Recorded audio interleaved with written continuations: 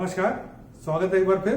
Welcome back. इस video में हम भगवत गीता के 9वें अध्याय का 31वां और 32वां श्लोक चैंट करना सीखेंगे। In this video we will learn how to chant the 31st and the 32nd shloka of chapter 9 of the Bhagavad Gita. Video शुरू करने से पहले अगर आप हमारे चैनल पे पहली बार आए हैं तो हमारे चैनल को सब्सक्राइब करना मत भूलिएगा और वीडियोस को लाइक और शेयर करना मत भूलिएगा।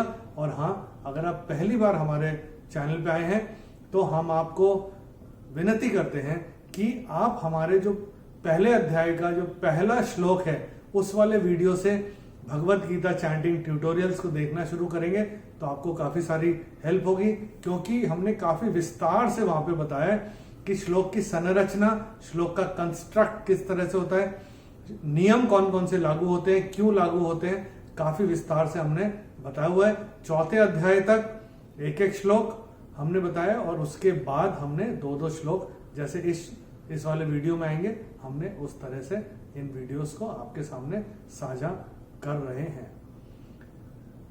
Bhagavad Gita is a story, Bhagavad Gita कहानी स्वरूप दो किताबें हमने लॉन्च की हैं। भगवत गीता के साथ आप एंगेज कर सकते हैं जब जैसे आप कंफर्टेबल हो वैसे।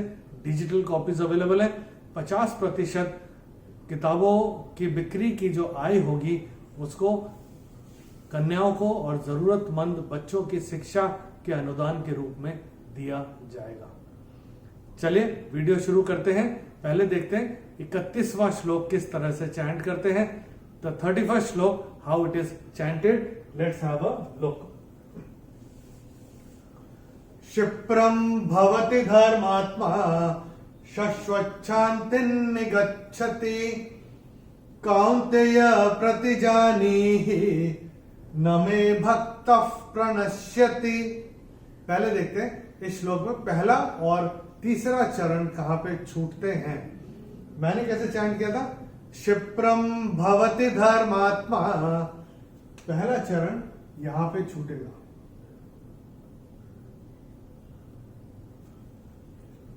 कौन्तेय प्रतिजानीहि, तीसरा चरण यहां पे छूटेगा।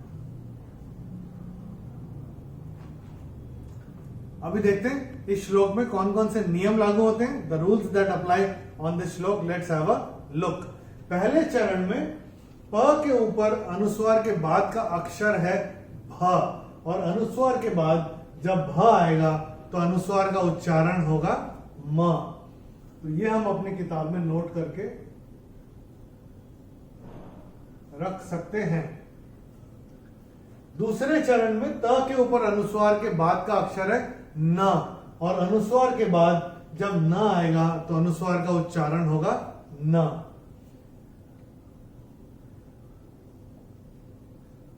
ये भी हम अपनी किताब में नोट करके रख सकते हैं। तीसरे चरण में चैंटिंग के हिसाब से कोई नियम है नहीं, और चौथे चरण में भक्त के बाद जो विसर्ग आ रहा है उसके बाद का अक्षर है प, और विसर्ग के बाद जब प या फ आता है तो विसर्ग का उच्चारण होता है फ, जैसे फूंक मारते हैं वो वाला फ होगा। तो ये हम अपनी किताब में नोट करके रख सकते हैं। इसको स्ट्राइक ऑफ करके ऐसे करके लिख के रख सकते हैं। न मे भक्तः प्रणश्यति, ऐसे करके आएगा न मे भक्तः प्रणश्यति। चले एक बार मिलके चैंट करते हैं। मैं करूंगा, मेरे पश्चात आप चैंट करिएगा। क्षिप्रम भवति धर्मात्मा, क्षिप्रम भवति धर्मात्मा शश्वच्छान्तिं निगच्छति शश्वच्छान्तिं निगच्छति कौन्तेय प्रतिजानीहि कौन्तेय प्रतिजानीहि न मे भक्तः प्रणश्यति न मे भक्तः प्रणश्यति। चलिए अब देखते हैं 32वां श्लोक किस तरह से चैंट किया जाता है। Let's have a look at the 32nd श्लोक, how it is chanted. Let me chant it for you first. मां हि पार्थव्यपाश्रित्य येऽपि स्युः पापयोनयः स्त्रियो वैश्यास्तथा शूद्राः तेऽपि यान्ति परां गतिम्। पहले देखते हैं इस श्लोक में पहला और तीसरा चरण कहां पे छूटते हैं। तो मैंने कैसे चैंट किया था, माम ही पार्थव्यपाश्रित्य, पहला चरण यहां पे छूटेगा। स्त्रियो वैश्यास्तथा शूद्राः, तीसरा चरण यहां पे छूटेगा। और अगर आप अपनी किताब में देखेंगे तो शूद्रास्तेपि, ये आपकी किताब में एक शब्द दिखाई दे रहा है, लेकिन जब ये संधि छूटेगी तो ये शूद्राहा ये ऐसे हो जाएगा। तो जो स आधा दिख रहा है वो स आधा का जो उच्चारण होगा वो होगा विसर्ग।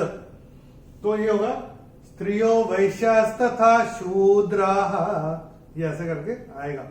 और चौथा चरण फिर जैसे आरंभ होगा वो ते से आरंभ होगा। चलिए देखते हैं श्लोक में कौन कौन से नियम लागू होते हैं, the rules that apply on this shloka. Let's have a look.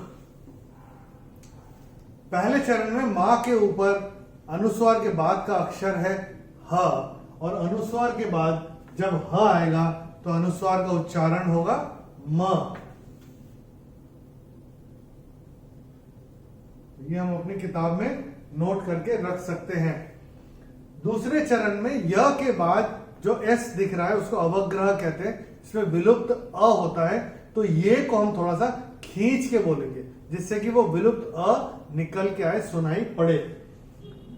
ये पिस्युः पापयोनयः, ये ऐसे करके आएगा। और य के बाद विसर्ग के बाद का अक्षर है प, और विसर्ग के बाद जैसे यहां ऊपर था विसर्ग के बाद प आ रहा था, तो विसर्ग के बाद जब प या फ आता है तो विसर्ग का उच्चारण होता है फ। तो हम अपनी किताब में ये विसर्ग को स्ट्राइक ऑफ करके यहाँ पे ऐसे फ लिख के रख सकते हैं। और चरण की समाप्ति पे जो विसर्ग आ रहा है उसका उच्चारण केवल और केवल ह ही होगा, क्योंकि वो चरण की समाप्ति पे आ रहा है।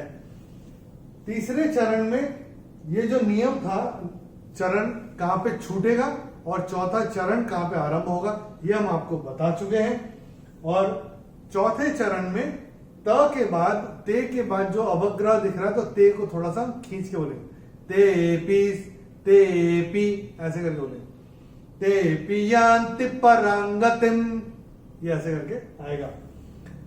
रा के ऊपर जो अनुस्वार हमको दिख रहा है उसके बाद का अक्षर है ग, और अनुस्वार के बाद जब ग आएगा तो अनुस्वार का उच्चारण होगा अंग। तो ये हम हमारी किताब में नोट करके हमारी रख सकते हैं। चलिए एक बार मिलके चैंट करते हैं। माम ही पार्थव्यपाश्रित्य, मां हि पार्थव्यपाश्रित्य, ये पिस्युः पापयोनयः, येऽपि स्युः पापयोनयः, स्त्रियो वैश्यास्तथा शूद्राः, स्त्रियो वैश्यास्तथा शूद्राः, तेऽपि यान्ति परां गतिम्। तेऽपि यान्ति परां गतिम्। चलिए एक बार रिवाइज करते हैं। Let's experience the bliss of the Bhagavad Gita chanting. दोनों श्लोक एक के बाद एक रिवाइज करते हैं। मैं करूंगा, मेरे पश्चात आप करेगा। तैयार है? चलिए शुरू करते हैं। क्षिप्रम भवति धर्मात्मा, क्षिप्रं भवति धर्मात्मा, शश्वच्छान्तिं निगच्छति, शश्वच्छान्तिं निगच्छति, कौन्तेय प्रतिजानीहि, कौन्तेय प्रतिजानीहि, न मे भक्तः प्रणश्यति, न मे भक्तः प्रणश्यति, मां हि पार्थव्यपाश्रित्य, मां हि पार्थव्यपाश्रित्य, येऽपि स्युः पापयोनयः, येऽपि स्युः पापयोनयः, स्त्रियो वैश्यास्तथा शूद्राः स्त्रियो वैश्यास्तथा शूद्राः तेऽपि यान्ति पराङ्गतिम्। तेऽपि यान्ति पराङ्गतिम्। प्रैक्टिस करते रहिए, प्रैक्टिस करते करते आएगा। और ये जो नियम हम आपको बताते आ रहे हैं अपनी किताब में नोट करके रखिएगा, खासकर ऐसे वाले नियम कि एक चरण कहाँ पे छूटता है और दूसरा चरण कहाँ पे आरंभ होता है। जहां पे एक शब्द दिखाई देता है वो जब अकेले बैठ के चैंट करेंगे तो काफी मदद होती है, काफी हेल्प होती है इससे सही तरीके से चैंट करने में। अगले वीडियो में हम भगवत गीता के 9वें अध्याय का 33वां और 34वां श्लोक चैंट करना सीखेंगे। In the next video we will learn how to chant the 33rd and the 34th shloka of chapter 9 of the Bhagavad Gita. और इन दोनों श्लोक का 31 और 32वें श्लोक का भावार्थ हमने वीडियो के डिस्क्रिप्शन में अंग्रेजी और हिंदी में दिया हुआ है। अगर आप रेफर करना चाहें तो रेफर कर सकते हैं। और हाँ, Bhagavad Gita as a story, Bhagavad Gita कहानी स्वरूप अगर आप खरीदना चाहें नीचे दिए गए लिंक में आप क्लिक करके वो बुक्स को खरीद सकते हैं। नमस्कार, हरिओम।